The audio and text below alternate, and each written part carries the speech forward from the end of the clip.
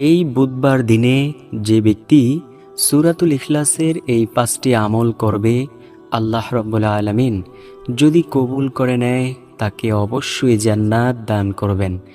নবীজি সাল্লাল্লাহু আলাইহি ওয়াসাল্লাম বলেছেন, যে ব্যক্তি সূরাতুল ইখলাসকে ভালোবাসে রব্বুল আলামিন তাকে ভালোবাসে, আর এই ভালোবাসার শেষ পরিণাম ফল হবে মহান মালিকের সেই জান্নাত। তো প্রিয় দর্শক, যদি মালিকের সেই জান্নাত পেতে চান তাহলে সূরাতুল ইখলাসের এই 5টি আমল নিয়মিত করুন ইনশাআল্লাহ।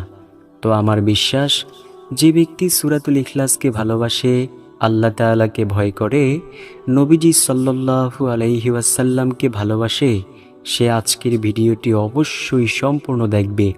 এইখান থেকে প্রতিটি আমলকে সুন্দরভাবে শিখবে, পরবর্তীতে নিয়মিত এই আমলগুলো অবশ্যই সে করবে ইনশাল্লাহ।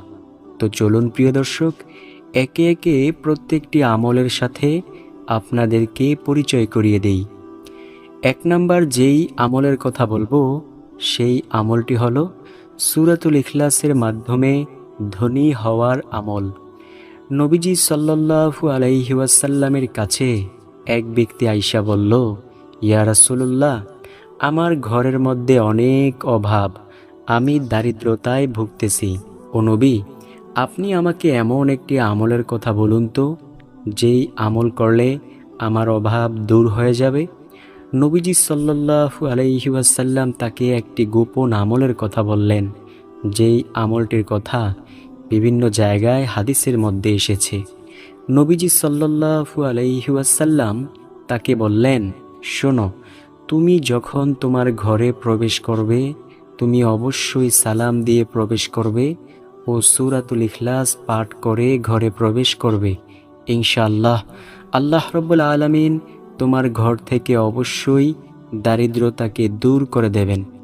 ওই ব্যক্তি অথবা ওই সাহাবী নবীজি সাল্লাল্লাহু আলাইহি ওয়াসাল্লামের কথা মতো এই আমলটি করার ফলে দেখা গেল ওই সাহাবীর ঘরে আর কোনো দারিদ্রতা রইল না। সুবহানাল্লাহ। তো প্রিয় দর্শক, আমাদের করণীয় কি?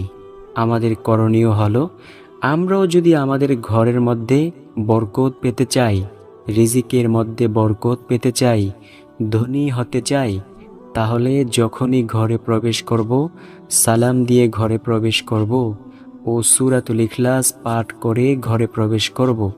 ইনশাআল্লাহু তাআলা আল্লাহ রাব্বুল আলামিন আমাদেরকে ধনী বানিয়ে দেবেন ইনশাআল্লাহ।